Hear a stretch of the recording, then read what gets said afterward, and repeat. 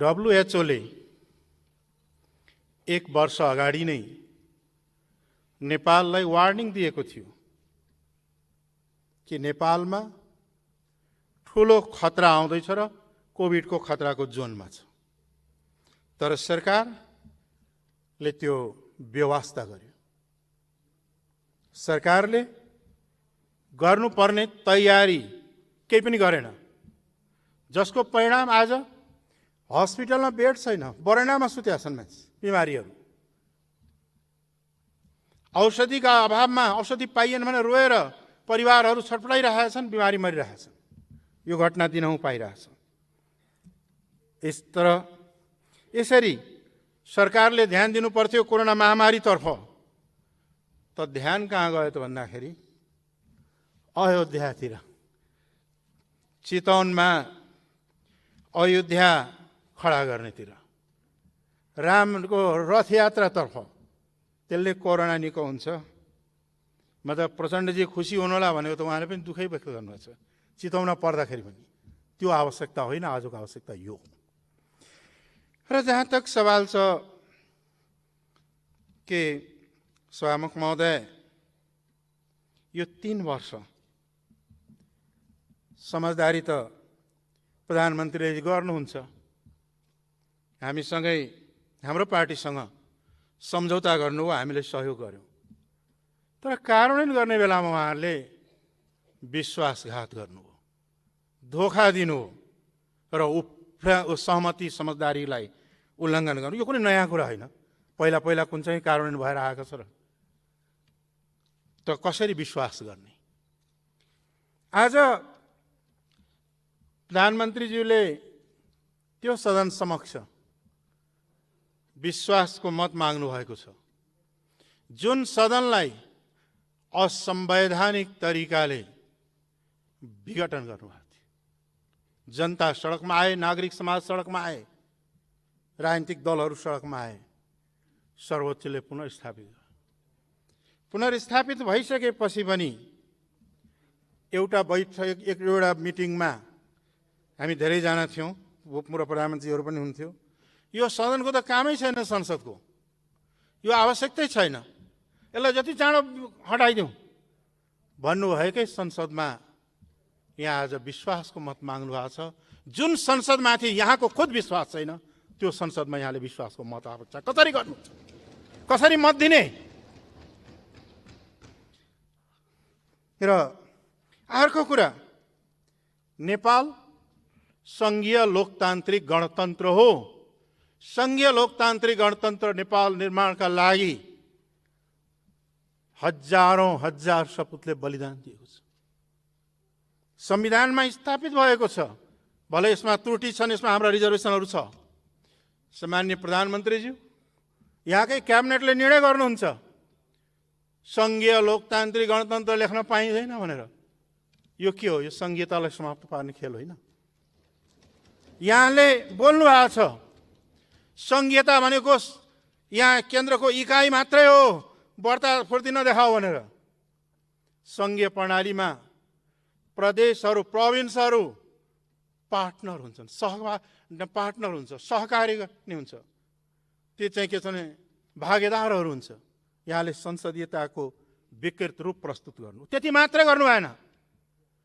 प्रदेशहरूले संविधानकै एकल सूचीमा पाएका अधिकारहरूलाई कानुन बनाएर प्रदेशबाट खोज्ने काम गर्नु हो।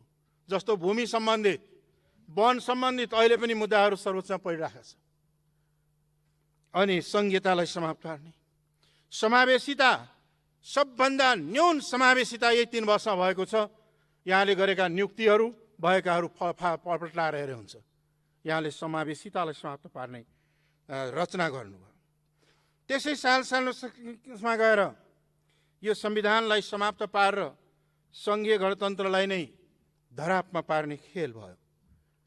के यो संघीय लोकतान्त्रिक गणतन्त्र कसैले दानमा या कसैले यो चाहिँ तस्तरीमा राखेर दिया हो र? यो बलिदान, त्याग, बलिदानबाट प्राप्त भएको उपलब्धिलाई चाहिँ के छ भन्दाखेरि धरापमा पार्ने कार्य गर्नका लागि र पछि गएर यसलाई समाप्त पार्नका लागि यहाँका विश्वासको मत दिने हो र? अब अर्को सेक्टरमा हेर्दाखेरि राष्ट्रिय समस्याहरू हाम्रा मुलुकमा छन्। हाम्रा मुलुकमा मधेसीहरूको समस्या छ, आदिवासी जनजातिका समस्याहरू रहेका छन्, दलितका समस्याहरू रहेका छन्, महिलाका समस्याहरू रहेका छन्, थारू समुदायका समस्याहरू रहेका छन्, अल्पसङ्ख्यक समुदायका समस्याहरू रहेका छन्। यी समस्याहरू राष्ट्रिय समस्याहरू हुन्। यसलाई समाधान गर्ने प्रयाससम्म 3 वर्षमा गरिएन। यी राष्ट्रिय समस्याको समाधान गर्नु न प्रयास भयो, न चाहिँ के छ भन्दाखेरि सङ्घीयतालाई संस्थागत गर्नुको सट्टा यसलाई उखलेर फाल्ने र कमजोर पार्ने चेष्टा गर्नुभयो। मुलुकलाई दिएको यही हो। अब यस सँगसँगै चाहिँ के भन्दाखेरि अब मधेसको कुरा गरौँ। अहिले अलिअलि मधेसीहरूलाई फकाउनु खोज्दै हुँदो रहेछ। यहाँ नै हो नि त, हामी सबै मधेसीहरू बसेका थियौँ। यो समतल भूमि देख्नेदेखि मधेस भन्नुहुन्छ, ओ युपी बिहारतिर मधेस छ भन्नुहुन्थ्यो।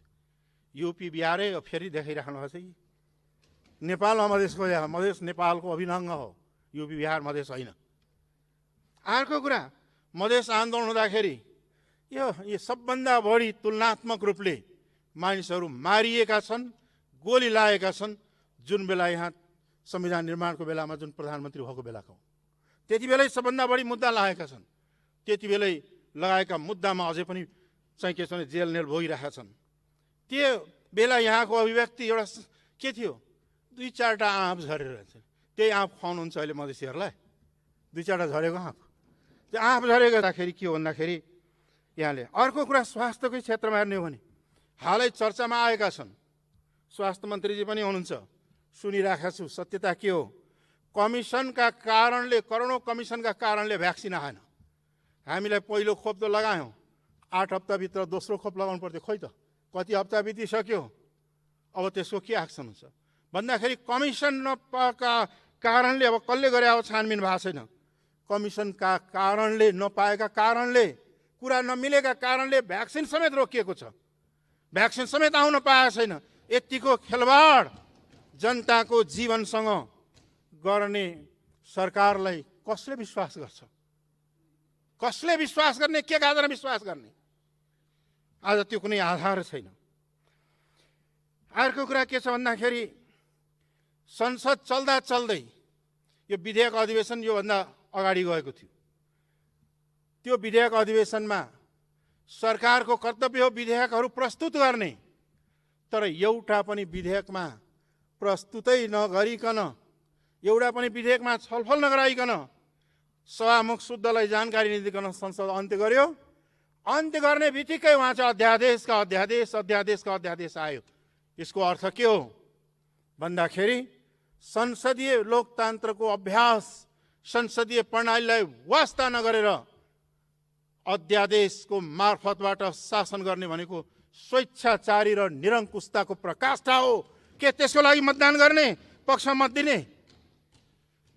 आज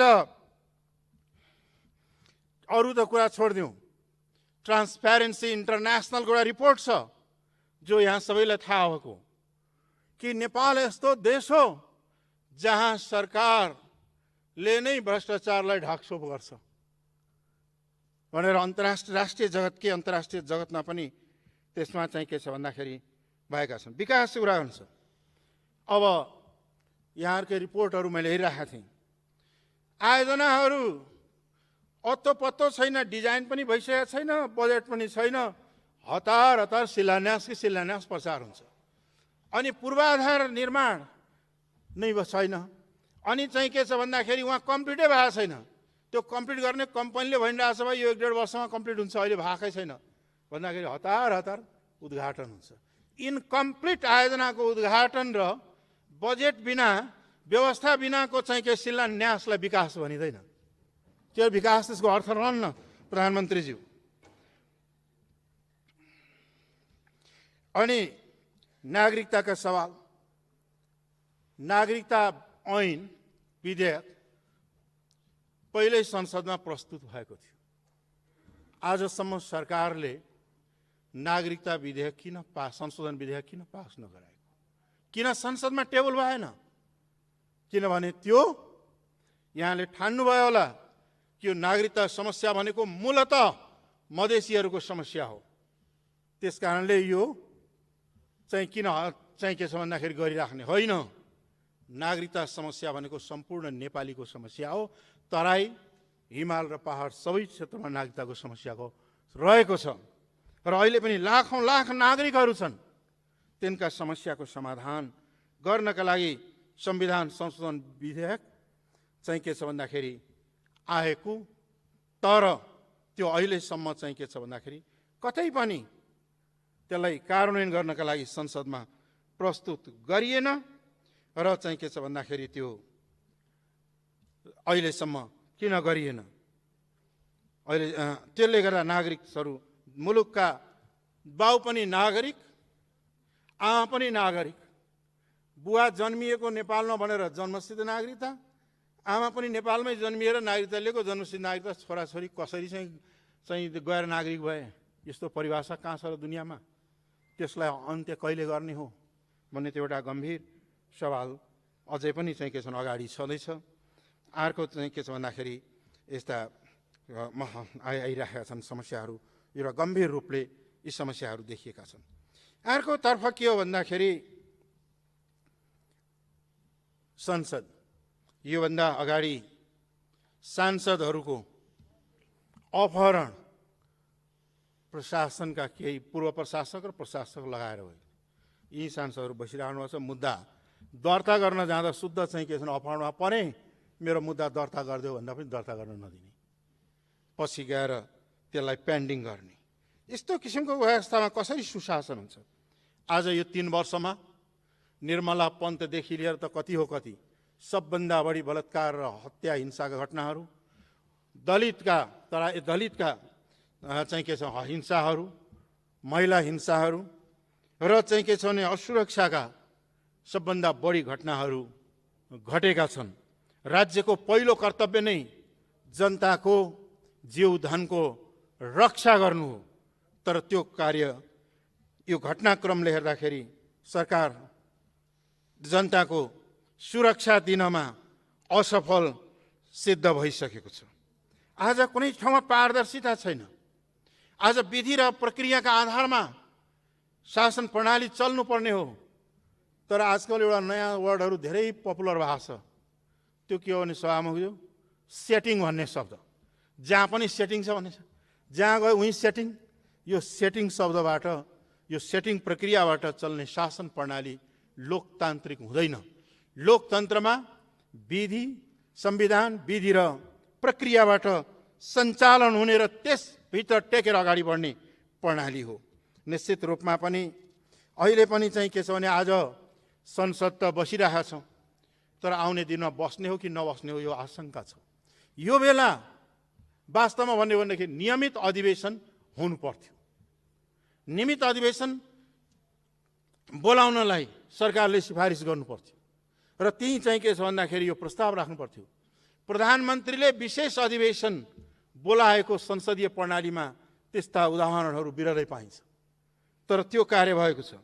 अब नीति कार्यक्रम पनि अध्यादेशबाट आउने होला, बजेट पनि अध्यादेशबाट जाने होला, अनि के हो सबै अध्यादेशबाट चल्ने हो भने संसदीय प्रणालीको औचित्यहीन साबित हुन्छ र संसदले आफ्ना अधिकारहरू प्रयोग गर्ने, आफ्ना चाहिँ के छ भन्दाखेरि बहसहरू, निर्णयहरू लिने अवस्थाबाट चाहिँ के छ भन्दाखेरि वञ्चित पारेर जाँदा त्यसले उब्जाउने प्रवृत्ति के हो भन्दाखेरि एउटा निरङ्कुशतातर्फ नै डोर्याउने हो, मुलुकलाई लोकतान्त्रिकरणतर्फ डोर्याउने होइन। त्यस कारणले आज सङ्घीयता, समावेशिता, राष्ट्रिय पहिचानका मान्यताहरू, समावेशिताका सवाल, धर्मनिरपेक्षताका सवाल, लोकतन्त्रका सवाल र राष्ट्रिय समस्याको समाधानसँगै आर्थिक विकास र समृद्धिको सवाल आज देशको अगाडि महत्त्वपूर्ण सवाल हो। तर यी सवालहरूमा पहिला त अलिक आशा पनि लागेको थियो।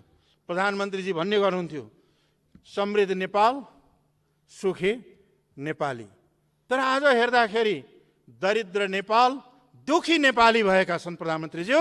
दरिद्र नेपाल, दुखी नेपालीको रूपमा उहाँले अगाडि बढ्नु, माने कथनी र कर्नीमा फरक भएको छ। र यस अवस्थामा चाहिँ के छ भन्दाखेरि यस्तो परिस्थितिमा चाहिँ के भन्दाखेरि विश्वास मत कसरी दिने एउटा गम्भीर चिन्ताको विषय भएको छ। मुद्दाका सवाल छन्। यहाँकै पालामा सबभन्दा बढी मुद्दा लगाइएको छ मधेस आन्दोलनको बेलामा। ती मुद्दाहरू राजनीतिक चाहिँ समस्याहरूको समाधान आपराधिक आरोपबाट हुँदैन। राजनीतिक आन्दोलनमा उठेका समस्याहरूको समाधान राजनीतिक हुनुपर्दछ र सबै मुद्दा खारेज र सबै बन्दी रिहा गरेर ती मुद्दाहरू ती समस्याहरूलाई समाधान गर्नका लागि अगाडि बढौँ। यहाँले सम्माननीय प्रधानमन्त्रीज्यूले यही संविधान संशोधनको कुरा गर्नुभएको छ। दुई पटक संविधान संशोधनको प्रस्ताव हुन त त्यति ठुलो कुरा थिएन, यही प्रस्तुत भयो र यहाँको दलले नै त्यसलाई विरोध गर्न मत दिएको कारणले पारित हुन सकेका थिएन। त्यो अझै पनि हामी ताजा छ, हाम्रो दिमागमा छ। यहाँहरूकै सरकारमा हुँदाखेरि पनि संविधानलाई एकदम त्रुटिपूर्ण छ, यसलाई संशोधन गरौँ, सुधारौँ, यसलाई परिमार्जन गर्नका लागि एउटा चाहिँ के छ भने कन्स्टिट्युसनल कमिसन बनाऊ, के अरे एउटा कमिसन बनाएर चाहिँ के अरे सुझाव लिउँ र अगाडि बढौँ भन्दाखेरि यहाँले यो संविधान संशोधनको कुरा गर्दा त मादल बजाउन थाल्छ। आजकल त प्रधानमन्त्री आफै मादल बजाउनु भएछ त, अरूले त बजाओस् नबजाओस्, के आइपर्यो त्यस्तो? कान चाहिँ के कसलाई सुनाउनु पर्ने हो त्यस्तो? त्यस कारणले यस्ता कुराहरू चाहिँ के हुन् भन्दाखेरि विश्वासै नलाग्ने कुराहरू अगाडि आएका छन् र यो विधि प्रक्रियाबाट नभइकन अध्यादेशबाट शासन चलाउने तरिकालाई त्यागौँ, संसदीय परम्परा मूल्य र मान्यतालाई आत्मसम्मान गरौँ, अगाडि बढ्न सिकौँ र बढ्ने प्रयास गरौँ, जुन प्रधानमन्त्रीज्यूबाट हुन सकेको छैन। त्यस कारणले हाम्रो चाहिँ के हो छ भन्दाखेरि हामीले चाहिँ यहाँलाई राख्नुभएको विश्वास मतलाई हामी सम्मान गर्न सक्दैनौँ, मत दिँदैनौँ। हाम्रा पार्टीका साथीहरूले चाहिँ के भन्दाखेरि यो विश्वास मतको विरुद्धमा मतदान गर्ने र विकल्प खोज्ने बाटोतर्फ अगाडि बढिसकेको कुरा अवगत गराउन चाहन्छु। हवस् त, धन्यवाद।